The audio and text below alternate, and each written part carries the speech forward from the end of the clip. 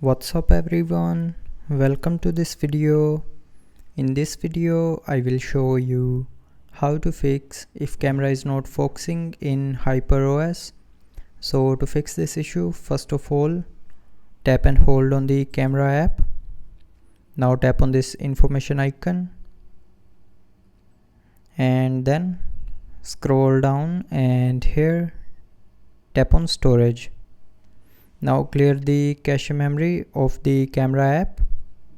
So to clear it, tap on clear data and then select clear cache and then tap on OK to confirm.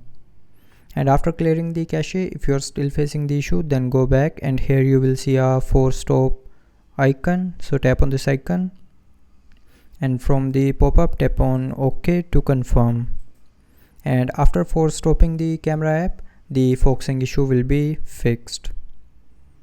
But somehow if you're still facing the same issue, then the last solution is try restarting your phone. So to restart, press and hold on the power button. Now swipe down this button and when this button gets green, then you can release your finger to restart your phone. And after that, the camera focusing issue will be 100% fixed. So that's how you can fix camera not focusing issue on your HyperOS. So I hope you liked the video. Thanks for watching.